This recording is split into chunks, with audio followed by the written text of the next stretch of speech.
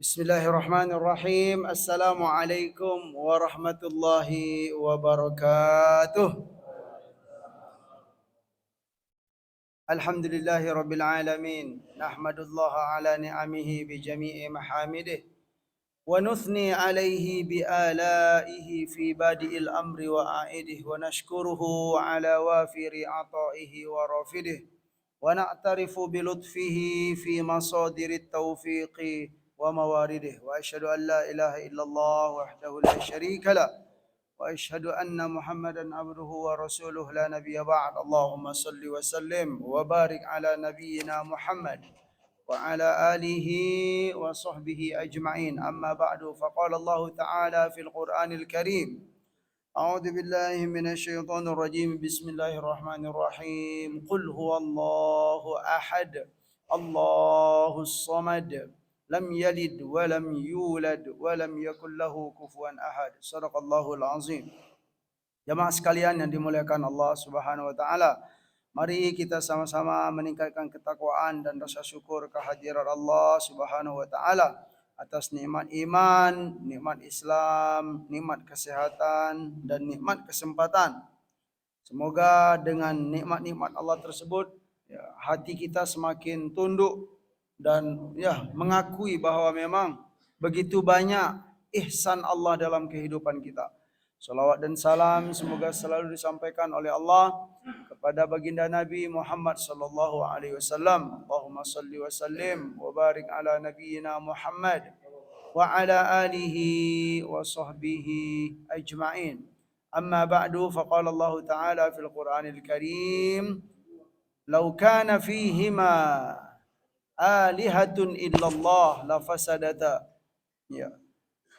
Seandainya di langit dan di bumi itu ada dua Tuhan atau ada Tuhan selain Allah Subhanahu wa taala, la fasadata, maka sungguh langit dan bumi itu akan rusak. Akan rusak sistemnya gitu kan, karena satu sama lain itu akan apa, Pak? Akan bertikai. Bahkan dalam firman Allah yang lain seperti dalam surat Al-Isra, wala ala ba'duhum ala ba'd. Satu Tuhan yang satu dengan Tuhan yang lain itu akan saling saling meninggi. Aku ini, kamu di sana begitu. Itu dia. Enggak mungkin. Iya. Makanya dalam Islam kita diperintahkan untuk apa? Mengesahkan Allah, tauhidullah. Cuman makna tauhid atau makna mengesahkan dalam Islam itu memang Allah itu esa dalam zatnya, esa dalam sifatnya, esa dalam perbuatannya. Iya, itulah Allah Subhanahu wa taala. Baik. Ya, di pertemuan yang lalu kita sudah banyak menyampaikan gitu kan dan menjelaskan firman-firman Allah Subhanahu wa taala tentang al-qadar. Qadar, kemudian jalan hidayah dan jalan jalan kesesatan. Semuanya sudah kita sampaikan. Nah, hari ini insyaallah kita akan melanjutkan sedikit lagi sisa dari bahasan tentang qadar ini. Jamaah sekalian yang dimuliakan oleh Allah Subhanahu wa taala, setiap insan akan diminta pertanggungjawaban tentang kebaikan dirinya hingga ia sampai pada kesempurnaan yang telah ditetapkan, yaitu dengan ilmu dan amal soleh. Dengan keduanya dia akan dapat meraih ridha Allah Subhanahu wa taala, kemenangan dunia dan di akhirat. Begitu juga sebaliknya, kalau seseorang menjauhkan diri gitu kan dari ilmu kemudian beramal soleh, maka dia tidak akan dapat kemenangan dunia dan di akhirat. Selain itu, amal baik dan buruk telah disandarkan kepada manusia karena manusia telah diberi kebebasan. Itu seperti yang sudah Bapak. Jadi memang dalam kehidupan ini Allah itu telah memberi kebebasan kepada kita. Silakan pilih. Gitu loh. Bukan Allah tidak pernah memaksa, sekalipun dalam ayat-ayat kita temukan Zohirnya sepertinya Allah itu memaksa, sepertinya, tetapi sebenarnya bukan memaksa. Ya kan? Seperti apa, Pak? Seperti firman Allah Subhanahu wa taala, yudillu may yasha wa yahdi may yasha. Ya. Itu jelas sekali kalau secara zohirnya iya, Pak. Ya, iya bahwa Allah itu menyesatkan ya hamba yang ia kehendaki dan memberi hidayah hamba yang ia kehendaki. Pokoknya semua kehendak Allah gitu kan. Ya. Zohirnya ia seperti bahwa Allah itu memaksa gitu loh. Tetapi kalau dikaji secara mendalam ternyata tidak. Sungguh ya Allah itu telah memberi kebebasan kepada hamba. Baik, kita akan kuatkan dengan dalil-dalil yang lain. Ya, seperti di sini ya. Wa ma asabakum mim musibatin fabima kasabat aydikum wa ya'fu an katsir, kata Allah Subhanahu wa taala dalam surat Asy-Syura ya. Apa-apa yang menimpa kalian dari musibah dalam kehidupan ini, kesusahan hidup, kesengsaraan dan apa-apalah bencana yang sangat besar. Ingat kata Allah Subhanahu wa taala, fabima kasabat aydikum. Maka itu adalah karena perbuatan kalian, karena dosa-dosa kalian. Dan itu pun kata Allah, Allah memberi bencana dan cobaan hidup yang sangat berat itu ya. Wa ya'fu an katsir ya. Ya, sekalipun diberi oleh Allah ya bencana dan cobaan, itu pun kalau dibanding dengan kemaafan Allah masih banyak kemaafan Allah. Artinya belum terlalu besar gitu loh. Masih sedikit cobaan itu yang diberikan oleh Allah kalau dibanding dengan dengan dosa-dosa hamba. Wa ya'fu an katsir. Ternyata Allah itu masih banyak memaafkan gitu, Pak. Iya, seperti di akhir surat surat Fatir gitu ya. Jika Allah ingin menghabisi semua hamba di muka bumi ini, Pak, itu akan semuanya tidak akan ada yang tersisa. Begitulah. Karena apa? Karena dosa-dosa dan perangai manusia. Tetapi Allah tadi wa ya'fu an katsir. Banyak maafnya Allah. Dari itu sebagian kecil saja cobaan atau bencana yang diberikan oleh Allah Subhanahu wa taala. Kenapa? Karena Allah itu Maha Pemaaf, gitu kan?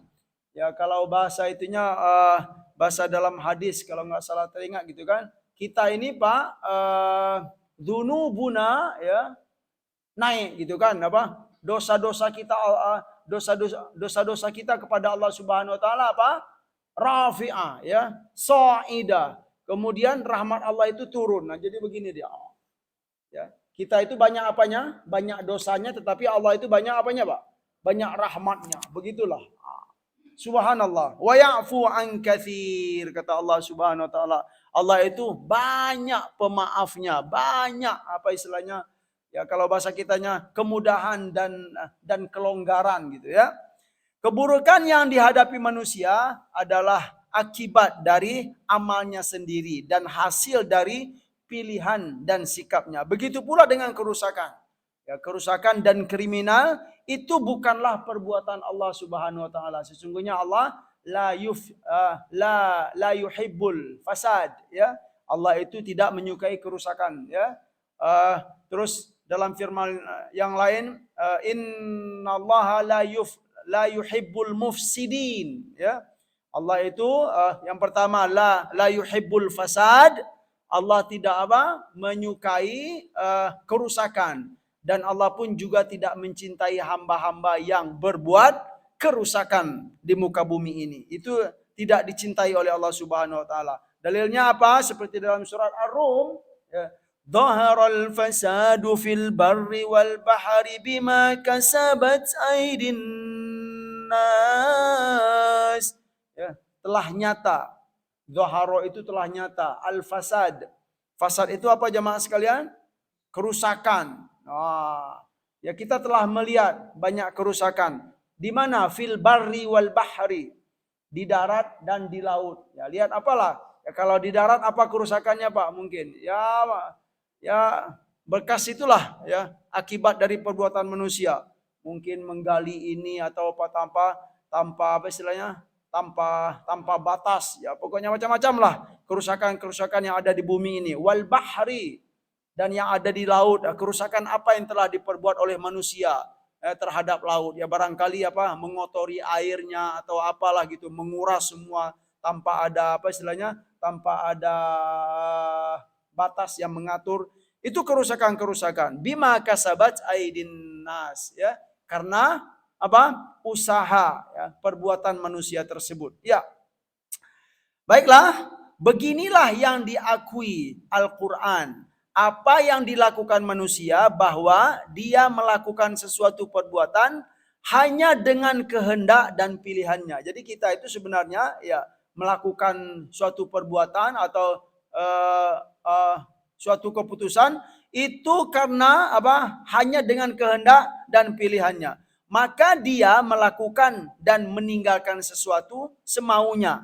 Dari itu, ya, ia melakukan sesuatu yang baik, maka ia layak mendapatkan pujian. Nah, ya kita dalam kehidupan ini, kalau memang kita sudah memilih, kalau memang kita sudah memutuskan saya ingin taat kepada Allah, maka kita layak untuk apa, Pak? Dapat pujian dari Allah Subhanahu wa taala, ya. Dan apabila hamba itu melakukan perbuatan buruk, maka ia pantas untuk mendapat celaan. Ini sesuatu yang sangat diterima, ya, oleh kita semua gitu kan. Baik itu dalam ajaran Islam maupun ajaran yang selain Islam, itu hal yang wajar, ya kan. Pokoknya kalau kita memilih jalan baik, maka kita layak untuk mendapat pujian, dipuji, ya kan. Contoh jalan baik itu ya amal-amal soleh, ya kan. Agama mana yang tidak memuji?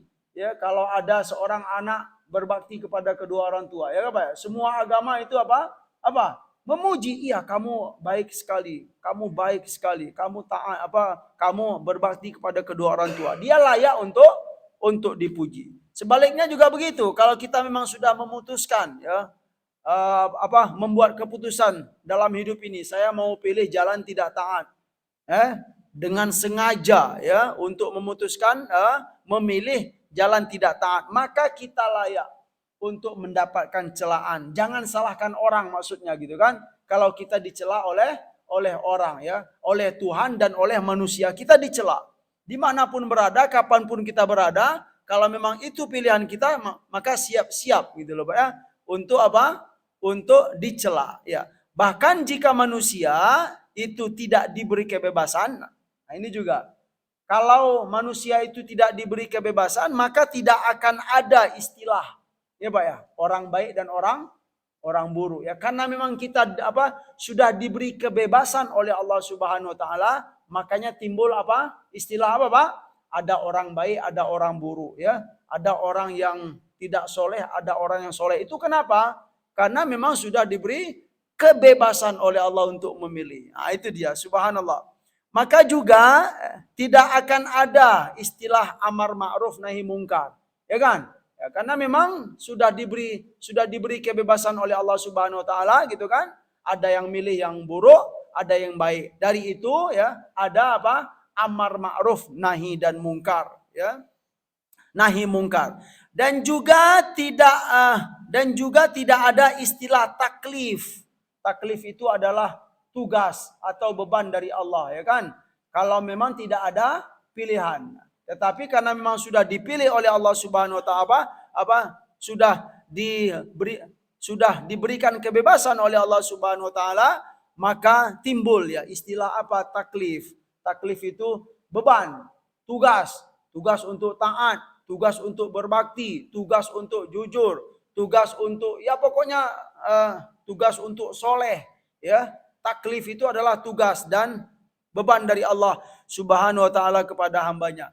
Karena jika Allah memerintahkan sesuatu kepada hamba dengan tanpa memberikan pilihan, ini adalah kezaliman. Nah, itulah Pak, ya. Jika Allah Jika Allah memerintahkan sesuatu kepada hamba tanpa memberi pilihan, maka itu bisa dikatakan kezoliman. Allah telah berbuat zolim kalau tidak memberi pilihan kepada hambanya. Dan sesungguhnya maha suci Allah dari perbuatan itu, ya. Sungguh maha suci Allah dari perbuatan zolim tersebut. Dan juga akan menghilangkan faedah dari segala aturan-aturan yang ada dalam kehidupan ini. Jika ini terjadi, maka tidak akan ada, ya kan, pahala dan dosa. Ya, kalau memang tidak ada pilihan dari Allah Subhanahu wa taala. Ya, jika tidak diberi kebebasan oleh Allah Subhanahu wa taala, ya maka nggak ada artinya pahala dan dosa itu nggak akan timbul, istilah-istilah itu. Nikmat dan azab. Ya. Jamaah sekalian yang dimuliakan oleh Allah Subhanahu wa taala. Dalam Al-Qur'an itu ditemukan bahwa kaum musyrikin itu berhujah mereka, Pak. Berhujah atas nama Allah Subhanahu wa taala terhadap apa? Terhadap kemusyrikan mereka. Yaitu jika Allah tidak menghendaki kami berbuat syirik, maka kami tidak akan menjadi musyrik. Ini apa istilahnya? Iya, sama juga seperti apa? Kasus yang maksiat, ya kan? Kalau Allah tidak mentakdirkan saya ini bermaksiat, maka saya tidak akan bermaksiat. Pokoknya disalahkan Allah gitu, Pak ya. Semuanya dari Allah. Begini juga ya ditemukan dalam surat Al-An'am ya. Kaum musyrikin itu berhujah atas nama Allah terhadap kemusyrikan mereka, yaitu apa hujahnya? Jika Allah tidak menghendaki ya kami berbuat syirik, maka kami tidak akan menjadi musyrikin. Tapi itu semua dibantah ya, dalam Al-Qur'an dibantah. Jadi kalian musyrik itu, kalian tidak mau beriman kepada Allah itu bukan karena kehendak dari Allah. Ya, tetapi karena apa? Karena memang kalian sudah memutuskan untuk tidak mau taat kepada Allah Subhanahu wa taala. Itu ada dalam surat Al-An'am ya, ayat 148. Sayaqulul ladzina asyraku law sya'allahu ma asyrakna wala abauna wala harramna min syai' ya. Dan orang yang hamba-hamba yang musyrik ya, mereka berkata lau sya'allahu, jika Allah menghendaki ya, ma asyrakna wala abauna wala haramna min syai'. Jadi mereka punya hujah, kami ya berbuat kemusyrikan ini karena apa? Karena kehendak Allah. Wah, itu kan sangat fatal sekali. Ternyata itu dibantah dalam Al-Qur'an. Al-Qur'an membantah orang musyrik ya, hujah-hujah mereka itu dari dua sisi. Jemaah sekalian yang dimuliakan oleh Allah Subhanahu wa taala. Sisi yang pertama adalah Allah telah mengazab kaum kafirin dan kaum musyrikin terdahulu. Nah, ini mungkin perlu kita kuatkan, betul enggak ya? Kaum musyrikin di zaman-zaman dahulu itu diazab oleh Allah Subhanahu wa taala. Ya kalau enggak percaya silakan baca sejarah, Pak ya. Dalam kitab Taurat, dalam kitab apa-apa semuanya itu diakui bahwa hamba-hamba yang tidak taat kepada Tuhan itu diazab oleh Allah Subhanahu wa taala. Bukan hanya dalam Al-Qur'an, tidak. Silakan ya sejarah-sejarah. Siapa yang berani membantah bahwa Firaun itu diazab oleh Allah? Siapa yang berani membantah? Tidak ada yang berani membantah. Dan itu bukan hanya ada dalam Al-Qur'an ya, Pak ya. Dalam kitab-kitab yang lain kita yakin pasti disebut sejarah-sejarah tentang Firaun ya, sejarah tentang Namrud, semuanya itu ada semua. Yang intinya adalah itu sebagai bukti ya bahwa Allah telah mengadab mereka. Kalaulah bukan karena mereka telah memilih. Nah, ini lagi perkara memilih dan kebebasan dari Allah Subhanahu wa taala. Kalaulah bukan karena mereka telah memilih kriminal, kemudian perbuatan dosa, kemudian kekufuran serta kemusyrikan, pastilah ya Allah tidak mengadab mereka. Kira betul nggak itu, Pak? Bisa diterima nggak? Kalau bukan karena pilihan mereka untuk berbuat dosa, pastilah Allah tidak akan mengadab mereka. Pasti Allah tidak mengadab mereka. Karena Allah Maha Adil ya, dan Dia tidak pernah menzolimi hambanya sedikit pun. Itulah Allah Subhanahu wa taala ya. Itu bantahan pertama. Yang kedua adalah mereka mengira hal itu karena ketidaktahuan tentang Allah. Nah, ini juga ya kan. Kenapa kalian tidak beriman kepada Allah? Nih bantahan ya dari Al-Qur'an. Mereka mengira ya karena kemusyrikan ya atau kekufuran yang dilakukan itu karena ketidaktahuan tentang Allah dan tentang agamanya, serta mereka tidak memiliki ilmu sebagai petunjuk. Ini hujah ya Pak ya. Kami nggak tahu tentang Allah, siapa itu Allah gitu kan. Nah itu apa, selain setelah apa, yang pertama hujah mereka adalah kami berbuat kemusyrikan ini apa, karena kehendak Allah ya. Kalaulah Allah tidak berkehendak maka kami tidak akan berbuat kemusyrikan, dan kami tidak apa istilahnya, dan kami tidak mengharamkan ini dan mengharamkan itu. Semuanya adalah kehendak Allah. Itu hujah mereka pertama, tetapi dibantah oleh Allah Subhanahu wa taala ya. Dibantah oleh Allah. Nah, kemudian bantahan yang kedua, mereka mengira hal itu karena ketidaktahuan tentang Allah. Jadi kami apa, berbuat kemusyrikan ini karena kami tidak tahu siapa itu Allah ya, dan kami juga tidak tahu apa agama Allah itu, dan serta kami tidak memiliki ilmu gitu loh sebagai petunjuk. Dari itu kami apa, menjadi musyrik nah, gitu loh. Kami berbuat kemusyrikan, kami nggak tahu tentang apa-apa ya. Sesungguhnya kekufuran mereka itu ya ternyata ya apa, dibantah oleh Al-Qur'an. Sesungguhnya kemusyrikan dan kekufuran mereka itu adalah penolakan, atau ya kalau bahasa di sini tamarud ya. Tamarud itu Pak, pemberontakan, nggak mau nerima apa itu agama Allah, begitulah gitulah, nggak mau nerima, tamarud.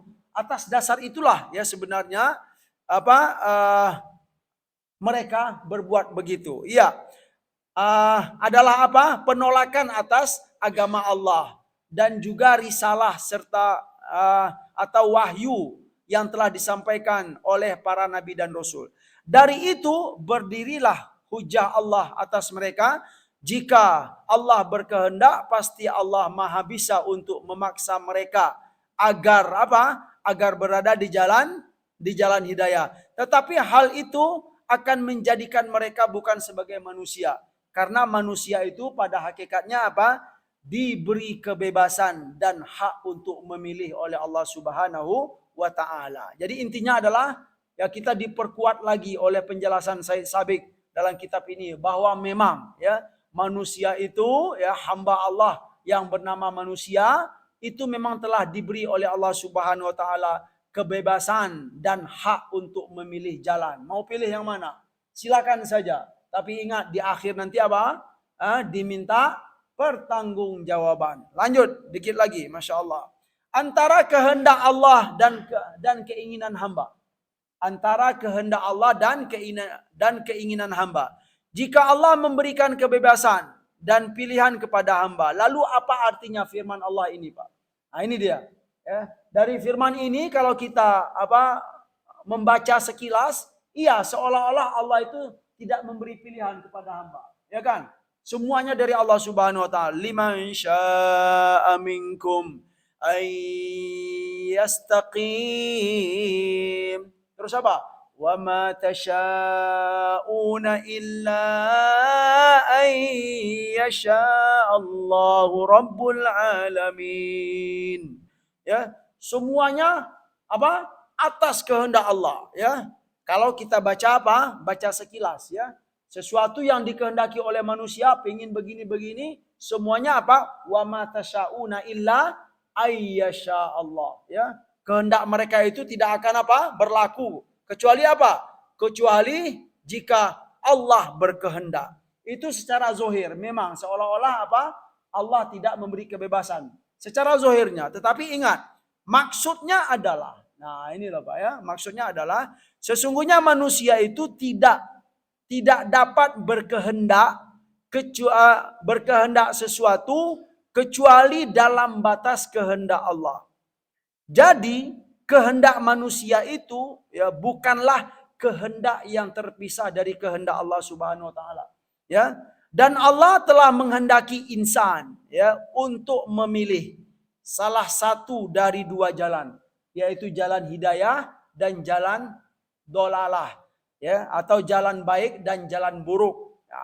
Iya, pada dasarnya apa? semua kehendak yang diinginkan oleh manusia itu tidak akan berlaku kecuali apa? Kecuali ya dikehendaki oleh Allah Subhanahu wa taala. Jadi ya kehendak manusia itu bukanlah kehendak yang terpisah dari kehendak Allah. Itu maksudnya. Ya memang semuanya adalah kehendak dari Allah Subhanahu wa taala. Dan Allah telah menghendaki insan untuk memilih ya. Dan Allah telah menghendaki insan untuk memilih dari salah satu dua jalan, yaitu apa? Jalan hidayah dan jalan ad-dhalalah.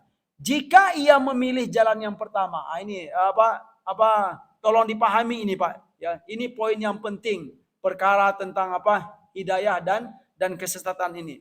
Jika ia memilih jalan pertama ya, apa jalan yang pertama di sini? Jalan hidayah ya. Jika ia memilih jalan hidayah, maka ia berada dalam kehendak ilahi. Dan apabila ia memilih jalan kedua, apa? Maka ia pun masih berada dalam kehendak gimana? Hakikatnya sebenarnya gitu loh. Jika seorang hamba memilih jalan hidayah, maka ia berada dalam kehendak ilahi. Dan jika ia ya memilih jalan kedua ya dengan sengaja memilih jalan kedua, maka ia pun masih berada dalam kehendak ilahi. Tapi ingat ya, nanti akan dikuatkan. Kenapa dia berada dalam kehendak ilahi? Ya, karena semuanya dari kehendak Allah Subhanahu wa taala. Tapi ada titik apanya? Titik yang pentingnya itu apa? Ya, dia itu apa? Iya, semuanya kehendak Allah gitu kan. Kita semua ini Pak kehendak Allah, Pak. Tetapi ingat ya, Allah telah apa tadi? Memberi kebebasan dan hak untuk memilih. Itu poin yang penting ya. Ya, kenapa apa? Semua yang ada dalam kehidupan ini kehendak Allah. Ya, karena apa? Semuanya diciptakan oleh Allah Subhanahu wa taala. Saya duduk di atas kursi ini kehendak Allah enggak, Pak? Kehendak Allah, ya. Jamaah duduk di bawah itu kehendak Allah, ya. Kita duduk di masjid ini pakai karpet ini semuanya kehendak Allah. Tetapi ingat, ya kan? Ah, gitu loh. Memang apa? Dari dalil-dalil yang lain, Allah itu telah memberikan kebebasan dan hak untuk memilih tadi. Ya diperkuat lagi, ya. Apa mungkin ini belum terlalu itu ya. Diperkuat lagi oleh Syed Sabiq. Ini slide berikutnya. Hidayah dan kesesatan. Iya. Yudillu man yasha wa yahdi man yasha. Ya. Ini apa? Jelas sekali ya. Yudillu man yasha wa yahdi man yasha, ya. Allah itu menyesatkan hamba yang ia kehendaki dan memberi petunjuk ya hamba yang ia kehendaki. Atau bahasa lebih detailnya, Allah itu menyesatkan hamba yang dia kehendaki dengan apa? Dengan penyesatannya dan memberi hidayah dengan hidayahnya. Ya. Jika begitu berarti ya manusia tidak ada pilihan dan kebebasan. Nah, diulang lagi ya. Ya kalau dilihat dari ayat ini seolah-olah apa? Manusia itu tidak diberi kebebasan dan hak untuk memilih. Sebenarnya, ini poin yang penting juga Pak ya. Jamaah sekalian, sebenarnya hidayah dan kesesatan itu adalah hasil dari sebuah muqaddimah. Nah, ini kaidah Pak ya. Apa? Sebenarnya perkara hidayah dan kesesatan itu adalah apa? Hasil dari suatu muqaddimah, pengantar. Ya, muqaddimah atau akibat dari suatu sebab. Nah, gitu loh. Akibat dari suatu sebab. Contoh. Nah, ini dia. Makan adalah muqaddimah apa, Pak? Ya, muqaddimah apa makan itu, Pak? Kenyang, ya kan? Kemudian minum adalah muqaddimah hilang haus, ya.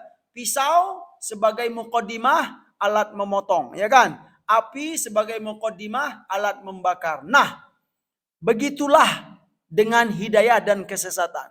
Hidayah itu ya adalah buah dari apa? Amal soleh. Dan kesesatan itu adalah hasil dari perbuatan yang buruk dan hina. Gitu loh. Jadi hidayah itu sebenarnya apa? Buah dari amal-amal soleh. Jadi kalau kita pengen pengen mengejar hidayah, kerjakanlah. Itu dulu. Kerjakanlah apa, Pak? Amal-amal soleh, perintah-perintah Allah. Jangan suka membantah, jangan suka jangan terlalu suka menganalisa gitu loh. Kenapa kita hidup ini harus sholat? Ya, kenapa gitu loh. Jangan terlalu fokus dengan hal itu. Kalau sekali-kali terpintas mungkin ya sangat wajar lah kita. Kenapa kita harus sholat gitu kan? Sekali-sekali boleh lah. Tetapi jangan itu Pak ya. Taat sajalah kepada Allah Subhanahu wa taala sesuai dengan apa yang telah disampaikan dalam Al-Qur'an. Ya, wa atiullah wa atiur rasul ya. Taatlah kepada Allah dan taatlah kepada Rasul. Nah, kalau memang kita sudah mengikuti ya, taat, kemudian suka beramal soleh, berbaktilah kepada kedua orang tua, santunilah anak yatim, kaum duafa, lakukan itu. Ya, maka itu apa? Ya, merupakan hasil ya buah dari al-hidayah. Begitu juga dengan kesesatan. Ya, kesesatan adalah hasil dari perbuatan-perbuatan yang buruk yang sengaja. Ini Pak, yang sengaja dipilih oleh seorang hamba. Ya, sedikit lagi, Masya Allah. Jadi, saat kita menyandarkan hidayah dan kesesatan kepada Allah, iya kan? Kita menyandarkan dari ayat-ayat tadi gitu kan. Hidayah itu dari Allah, kesesatan itu dari Allah juga ya. Saat kita menyandarkan hidayah dan kesesatan kepada Allah, itu ya sebenarnya dari sisi bahwa Allah itu bahwa Allah yang meletakkan sistem ya atau hukum sebab dan akibat. Dari sisi ini Pak ya, Allah yang meletakkan apa suatu sistem yaitu atau hukum sebab dan akibat. Dari sisi ini, bukan dari sisi dia memaksakan hidayah dan kesesatan itu kepada hambanya ya. Jadi kalau memang kita menyandarkan hidayah dan kesesatan itu dari Allah, sebenarnya bukan dari sisi apa? Bukan dari sisi Allah itu memaksakan kepada hamba, ya. Tetapi apa? Dari sisi bahwa Allah itu meletakkan suatu sistem. Nah, yang mana sistem itu berupa sebab dan akibat. Kalau kamu melakukan ini, kamu akan dapat ini. Kalau kamu taat, kamu akan bahagia. Begitu sistemnya. Bukan berarti Allah itu memaksakan. Gitu loh. Bukan berarti Allah memaksakan hidayah dan kesesatan itu kepada hamba. Dari itu ya, ini sangat jelas jika kita melirik ya dan merenungi firman Allah berikut ini Pak. Ya, jadi ternyata ya firman Allah yang ini tadi, gitu loh. Dia nggak cukup dipahami dengan ayat ini saja, Pak. Ya, kalau kita hanya pakai ayat ini saja, maka kita akan terpancing, tergiring bahwa iya, ya, hidayah dan kesesatan itu dari Allah. Hamba sesat itu dari Allah, ya kan? Hamba taat itu karena Allah, takdir dari Allah. Iya, kalau hanya pahami ini saja. Tapi ingat, ya, ternyata ayat ini harus dipahami dengan ayat yang ini. Nah, baik, subhanallah. Ini penting sekali. Ya. Yang pertama silakan cek nanti gitu kan. Surat Ar-Ra'du ya, ayat 27. Yang penting itu adalah kalimat yang terakhir itu ya. Qul innallaha yudillu may yasha wa yahdi ilaihi man anab. Ini penting, Pak ya. Katakanlah wahai Muhammad, sesungguhnya Allah itu yudillu may yasha. Iya, dia menyesatkan hamba yang ia kehendaki. Wa yahdi ilaihi man anab. Anab itu apa, Pak? Ya, dan Allah memberi hidayah, memberi petunjuk kepada siapa? Hamba yang anab. Anab itu apa? Yang insaf, ingin kembali ke jalan Allah Subhanahu wa taala. Yang insaf ya. Insaf, ingin kembali ke jalan Allah Subhanahu wa taala. Jadi kalau ada keinsafan ya, ada kesadaran untuk kembali ke jalan Allah Subhanahu wa taala, enggak mungkin. Gitu loh. Bisa dipastikan tidak mungkin ya. Allah itu akan menyesatkan. Gitu loh, Pak. Iya. Ya, kalau ada keinsafan untuk kembali ke jalan Allah Subhanahu wa taala, dikuatkan lagi dalam surat Al-Ankabut. Ya, mungkin ini sering kita baca tentang mujahadah. Walladzina jahadu fina lanahdiyannahum subulana, dan hamba-hamba yang mujahadah. Itu tadi mujahadah untuk beramal soleh. Itu loh Pak ya, mujahadah untuk taat, berjuang untuk taat, sengaja dan terang-terangan aku nggak mau tidak taat, gitu loh Pak. Sengaja betul ya. Aku sengaja untuk taat kepada Allah, berjuang untuk taat ya. Itu maksud dari walladzina jahadu fina, apa kata Allah? Lanahdiyannahum subulana. Pasti kami akan tunjukkan kepada mereka jalan kami. Juga apa? Pasti juga ya. Kami akan apa? Ya, dengan izin Allah ya, dengan kehendak Allah, orang-orang yang berjuang mujahadah untuk selalu taat kepada Allah ya, untuk tidak mau ya, tidak taat kepada Allah, berjuang untuk taat, pasti kami akan tunjuki jalan hidayah ya. Dan pasti juga ya, kita pahami di sini, kami tidak akan sesatkan mereka. Gitu loh. Kalau ada apa? Ada mujahadah. Nah, mujahadah itu kan sebuah pilihan juga, Pak. Ya kan, Pak ya? Mujahadah, sungguh-sungguh untuk taat itu pilihan hamba loh. Ya sebaliknya juga begitu ya kan. Dengan sengaja untuk tidak taat itu juga pilihan. Kita mau pilih yang mana? Kalau mau pilih mujahadah untuk taat kepada Allah, ini resikonya ya kan. Lanah diyannahum subulana. Pasti kata Allah, ini pasti loh. Pasti kami akan tunjuki jalan hidayah kepada mereka. Dalam surat Muhammad dikuatkan juga tentang apa? Ya sengaja memilih untuk taat ini Pak. Walladzina tadau zadahum huda wa atahum taqwahum. Ya. Ini kalau surat Muhammad itu kita teringat ya, di ujung-ujung di ujung-ujung ayatnya itu mim semua Pak. Ya, ada 31 mim. Ada hanya beberapa ayat saja yang tidak pakai mim. Selainnya mim. Muhammad. Walladzina tadau zadahum huda wa atahum taqwahum. Mim ya, mungkin karena Muhammad sallallahu alaihi wasallam ya, bahasa Arab. Apa artinya? Walladzina tadau ya, dan hamba-hamba yang sengaja memilih jalan hidayah. Zadahum huda ya. Allah akan apa? Tambah petunjuk itu dengan sengaja, gitu loh maksudnya. Sengaja memilih jalan hidayah, maka apa? Allah akan zadahum huda. Akan Allah kuatkan petunjuk itu kepadanya.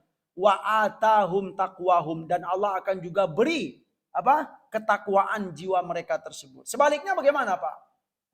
Dan orang-orang yang sengaja milih apa? Milih jalan tidak taat atau jalan bukan jalan hidayah. Sengaja memilih ya jalan yang bukan jalan hidayah. Sebaliknya zadahum apa? Maka Allah akan tambahkan kesesatan tadi. Nah, itu tadi. Karena pilihan tadi ya. Sebenarnya bukanlah Allah memaksa, tetapi Allah itu meletakkan sebuah sistem ya, sistem sebab dan akibat. Nah, diletakkan oleh Allah sebuah sistem, kemudian silahkan kita diberi kebebasan dan hak untuk memilih. Terakhir, masih ada ini ya Allah, belum terakhir ini Pak. Ya Allah, ini terakhirnya. Aduh, saya kira iya, masya Allah ya. Tunggu, berarti 1, 2, 3, 4 baru habis. Aduh, subhanallah. Ya, mungkin cukup di sini dulu gitu kan. Mungkin ada di antara kita yang masih penasaran atau pengen menanyakan atau menanggapi, dipersilakan gitu. Semoga apa yang kita sampaikan, yang saya sampaikan bisa dipahami lah dengan sederhana. Silakan. Bapak Ibu, silakan, barakallah.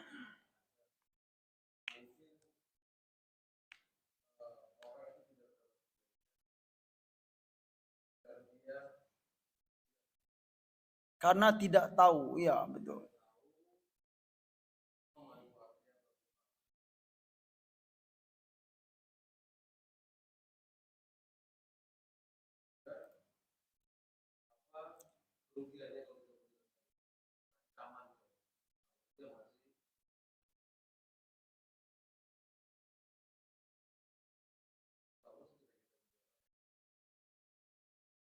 Ya.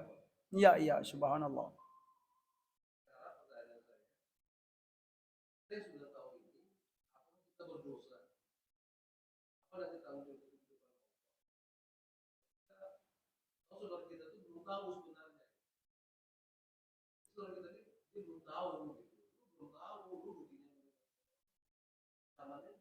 Iya, iya.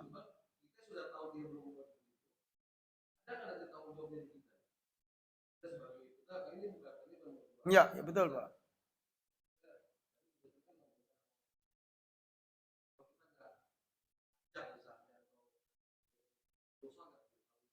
Ya, Masya Allah. Baik, ya saya jawab dulu gitu kan. Barangkali ya hamba-hamba yang belum mendapat hidayah itu karena ketidaktahuan. Ya, boleh jadi kita terima. Tapi kalau seperti yang sudah disampaikan tadi Pak, ya kaum musyrikin itu berhujah gitu kan. Kami berbuat kemusyrikan ini ya karena kami tidak tahu tentang Allah dan apa-apa. Nah pertanyaannya, betulkah gitu loh? Betulkah gitu kan hamba itu tidak tahu ya tentang al-hidayah kemudian serta risiko-risikonya ya kan? Ya ujung-ujungnya pilihan tadi Pak sebenarnya Pak. Kalau dia nggak tahu ya kan? Apakah di rumah tidak ada Al-Qur'an? Itu contohnya. Atau bagi yang tidak bisa bahasa Arab gitu kan? Apakah tidak ada terjemahan zaman sekarang? Ataupun bagi yang kurang suka baca-baca, ya Pak ya, kan banyak media sekarang, ya kan? Di masjid-masjid, saya kira bapak-bapak yang duduk-duduk di sini nggak perlu kan apa buka-buka buku gitu apa segala macam menganalisa. Hanya dengan mendengar ini bisa nggak bisa paham nggak Pak? Ya paham kan sederhana sekali, santai kita duduk-duduk santai tetapi oh begitu ya. Ya, dengan banyak sekali sarana gitu kan. Majelis-majelis taklim, kemudian media-media apa kaset-kaset atau apalah gitu. Itu semua adalah ya sebagai bukti gitu, apa istilahnya sebagai bantahan gitu loh. Jadi kata-kata tidak tahu itu mungkin ya subhanallah ya, mungkin kurang tepat ya, apalagi zaman sekarang Ustaz. Nah, perkaranya nanti sebenarnya kalau ditanya, ternyata memang semuanya sudah tahu, tapi kenapa kok masih memilih dan memilih tadi gitu kan? Nah, kenapanya itu loh. Nah, mungkin sebabnya bukan hal tidak tahunya itu, ya.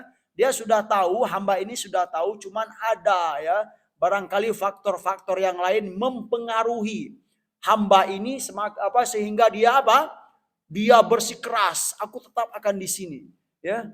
Silakan kamu ya menyampaikan apa saja, aku akan tetap di sini gitu loh. Kan ada begitu, Pak. Nah, faktor apa yang membuat hamba itu betah gitu loh kan? Atau pede sekali, biar aku begini. Iya, terserah kamu, biar aku begini. Padahal apa? Ayat-ayat Allah semuanya begini sudah ada. Dai-dai menyampaikan ya, dai-dai itu kan ya menyambung lisan Rasul ya kan? Para nabi dan Rasul sudah tidak ada. Para sahabat Nabi tidak ada lagi. Nah, itulah ya, para dai-dai yang ada di mimbar-mimbar di seluruh masjid itu penyambung. Apakah tidak pernah mendengar penjelasan-penjelasan begitu?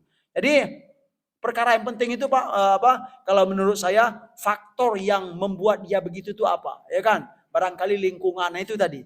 Lingkungan, kemudian apalagi ya teman-teman sekitar atau mungkin ya didikan dari lingkungan tersebut. Hal itulah yang barangkali gitu kan yang sangat mempengaruhi kenapa hamba itu dia istilahnya ya bersikeras untuk tetap di situ gitu loh.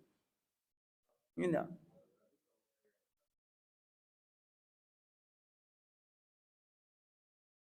Masya Allah enggak apa ya.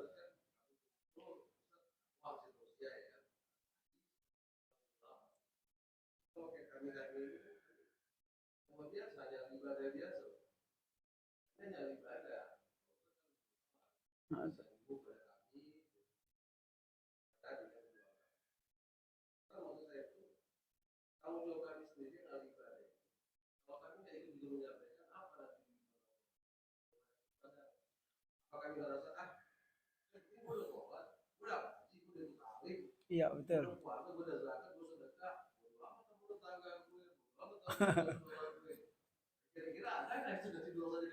Oh iya Pak, jadi menyampaikan dakwah atau risalah ya risalah para nabi dan rasul itu memang bukan hanya untuk para dai ya. Setiap kita itu menjadi apa? Menjadi dai ya.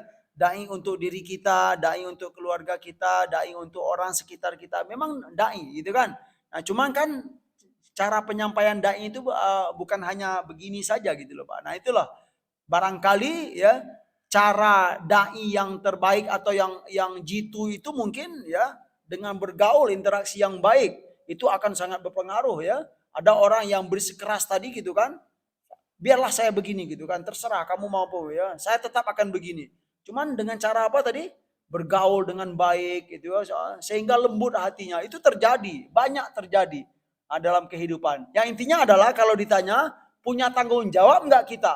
Bagi kita yang sudah tahu-tahu ini ya perlu menyampaikan kepada yang belum tahu, punya tanggung jawab masing-masing. Itu intinya Pak ya. Dan apa selain punya tanggung jawab juga apa? Dapat pahala kebaikan. Nah, itu jangan lupa ya, bukan hanya tanggung jawab saja. Kalau kita menyampaikan kepada orang lain itu kita akan dapat juga kebaikan dan keberkahan. Yakinlah, karena ini adalah risalah para nabi dan rasul ya. Kita itu hanya menyampaikan saja. Itu intinya, Masya Allah. Pak silakan Pak, barakallah. Waalaikumsalam warahmatullahi.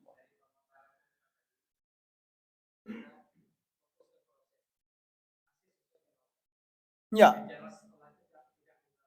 Nah ya hasilnya itu penting tuh Pak. Hasil terserah Allah tetapi ingat. Nah itu loh. Ya ya. Ya. Tentang hasil.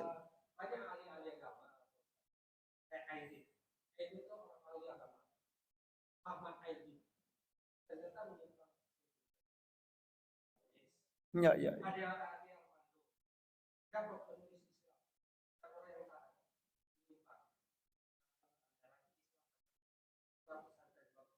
Ya ya, Masya Allah. Ah, Masya Allah. Ya, Masya Allah bagus sekali ya. Yang pertama tadi kita fokus kepada proses. Ya, saya setuju itu. Dan apa hasil terserah Allah Subhanahu Wa Taala. Nah, kata-kata terserah ini Pak perlu kita kuatkan juga Pak. Karena kalau apa, iya terserah itu kan apa masih belum jelas. Ya, dari mana kita ingin apa? Dari mana kita akan dapatkan jawaban pastinya? Nah, gitu. Pengen nggak? Pengen nggak jawaban pasti Pak? Karena kalau terserah saja itu, nah itulah timbulnya apa ragu-ragu dalam beribadah Pak ya. Atau kurang semangat atau semangat kemudian turun lagi. Kenapa tadi? Apa kepastian itu? Iya, sebentar. Iya betul betul ya. Ini saya hanya menguatkan bukan untuk apa menyalahkan tidak. Iya betul kita fokus kepada beribadah ya, kemudian proses, kemudian hasil hanya kepada Allah Subhanahu wa taala dan ternyata hasil yang saya sebut tadi kurang jelas itu perlu diperjelas. Apakah sudah dijelaskan oleh Allah dalam Al-Qur'an? Sudah. Gitu loh. Jadi apa kejelasan itu sudah ada dalam Al-Qur'an. Dan apa hadis-hadis Nabi sudah menyampaikan. Dari itu karena kepastian dan kejelasan itu sudah jelas, dari itu kita jangan apa lagi? Jangan ragu. Nah, contohnya tadi ya, contoh sederhana gitu kan. Walladzina jahadu fina, apa kata Allah? Lanahdiyannahum subulana. Itu kaidah sederhana, Pak. Hamba yang mujahadah untuk berada di jalan kami kata Allah, apa? Apa hasilnya, Pak? Hasilnya apa? Masih hasilnya pasti atau masih kabur-kabur kalau dalam ayat ini? Pasti loh, dipastikan oleh Allah. Gitu loh. Nah, cuman nanti kita jangan terlalu terlalu pede. Ini saya ini lihat nih sudah bertahun-tahun nggak pernah alfa sholat berjamaah misalnya gitu. Jangan begitu, nggak boleh. Iya. Tapi kaidah dasar penting ya. Jangan ragu-ragu. Ya walladzina jahadu fina, hamba-hamba yang mujahadah untuk mencari jalan kami, berjalan di jalan kami. Apa hasilnya kata Allah, Pak? Lanah diannahum subulana. Pasti kami akan tunjukkan jalan hidayah itu. Kalau kita ada usaha atau ada sudah memutuskan suatu pilihan. Saya ingin berada di jalan hidayah. Kalau memang begitu, hasilnya apa? Lanahdiyannahum subulana. Pasti kami akan beri petunjuk. Jadi betul Pak, ya kita fokus kepada proses dan hasil kita serahkan kepada Allah, dan ternyata hasil itu sudah dipastikan oleh Allah Subhanahu wa taala. Nah, iya tadi dikuatkan juga. Hasil itu sudah dipastikan oleh Allah Subhanahu wa taala, dan ingat juga sesungguhnya Allah itu Maha Adil. Dia tidak pernah menzolimi hambanya sedikit pun. Contoh, maksudnya apa ini Pak? Allah Maha Adil itu. Adil itu ya tidak pernah menzolimi. Maksudnya apa? Kalau hamba yang taat akan bahagia. Kalau hamba yang sengaja memilih jalan tidak taat, silakan lihat hasilnya dalam Al-Quran. Itu saja sih. Kita bukan Ustaz sok tahu, bukan. Ya, itu gunanya kita baca Al-Quran, dengarkan hadis-hadis Nabi. Perlu penguatan memang Pak, karena memang kalau kita tidak kuat atau kalau kita tidak yakin terhadap hasil yang telah disampaikan oleh Allah, nah itu nanti timbul apa Pak? Timbul kebimbangan, mudah di istilahnya di doktrin atau disampaikan berdialog dengan orang. Masa sih gitu kan? Yang surga itu hanya untuk yang taat saja gitu. Bingung. Oh iya betul juga ya, gitu, betul juga katanya. Ya karena basicnya tadi belum dipahami dengan baik. Tapi kalau sudah baik, ya pahamlah dengan baik, ya insya Allah kita nggak ragu lagi. Ya, tetapi ingat, memang nggak boleh sombong tadi Pak, ya kan? Nah, lihat nih saya nih sudah bertahun-tahun nggak ada lepas sholat berjamaah itu hati-hati ya. Memang nggak boleh sombong, tetapi ingat kita harus meyakini kaedah-kaedah yang sangat sederhana yang ada dalam Al-Quran. Gitu. Bagus Pak, alhamdulillah. Ya. Oh ya, yang kedua tadi apa tentang? Oh iya, Masya.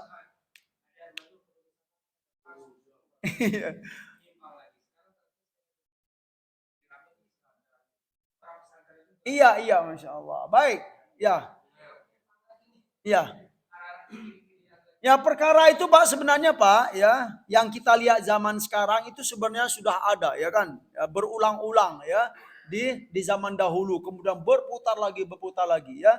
Apa penyebabnya? Sederhana gitu kan. Baik penyebabnya itu adalah dari dirinya sendiri ya. Artinya apa? Dia memilih Pak. Memilih. Nah gitu. Iya, memilih lagi perkara kebebasan tadi gitu kan. Gitu. Kira-kira boleh nggak? Kalau dia memutuskan untuk itu ya boleh, silakan saja. Mau pilih saya dulu ahli agama ya, misalnya sekitar 20 tahun taat, kemudian setelah itu pengen itu ya, pengen coba-coba bahas yang lain gitu kan. Nah, gitu pilihan dia Pak. Nah, boleh jadi yang pertama adalah dari dirinya. Nah, yang kedua ini yang penting ya. Lingkungan, sahabat, ya itu penting sekali Pak. Nah, ya. Ya, maksud lingkungan ini baik teman atau lingkungannya memang atau lingkungan kemaslahatan yang lain. Itu besar sekali pengaruhnya. Ya, dorongan-dorongan untuk dapat ini, dapat itu, dapat ini, dapat itu dorongan-dorongan bisa merubah seseorang ya. Dari itu ya berdoalah kepada Allah Subhanahu wa taala ya Pak ya. Seperti Rabbana la tuzigh qulubana ya Allah. Itu doa dalam Al-Quran ya. Dalam surat apa itu? Dalam surat Ali Imran ya. Halaman pertama. Rabbana la tuzigh qulubana. Ya Allah jangan tergelincirkan hati kami itu. Zaighun itu menyeleweng Pak. Menyimpang. Ya Allah jangan gelincirkan hati kami ba'da idh hadaitana. Setelah engkau beri hidayah hati ini, jangan lencengkan lagi ya Allah. Jangan lencengkan lagi ya Allah. Ya, dikuatkan oleh Allah. Itu maknanya Rabbana la tuzigh qulubana ba'da idh hadaitana wa hab lana min ladunka rahmatan innaka antal wahhab. Ya. Saya setuju bahwa faktor yang paling besar itu selain dari dirinya memang pilihan sendiri, tapi memang itu Pak. Lingkungan dan kepentingan, ingin dapat ini atau bujukan-bujukan itu sangat mudah sekali merubah seorang hamba, kecuali hamba itu dijaga oleh Allah Subhanahu wa taala. Iya. Ya seperti Nabi Yusuf, ya kan? Contoh Nabi Yusuf, kalaulah bukan karena rahmat Allah, pasti ya perselingkuhan itu akan terjadi. Masya Allah. Tapi karena Allah sayang kepada Nabi Yusuf, Allah jaga harga diri Nabi Yusuf, ya kan? dihindarkan dari apa? Perselingkuhan tadi. Itu salah satu contoh. Ya, cukup itu saja. Sepertinya apa? Gimana, Pak? Ya, nafsu itu dia dikontrol sebenarnya. Dan nafsu itu tuh nggak boleh dibunuh, Pak. Nafsu itu, Pak. Karena kalau dibunuh, ya kalau nafsu dibunuh nggak ada rasa kita dalam hidup ini.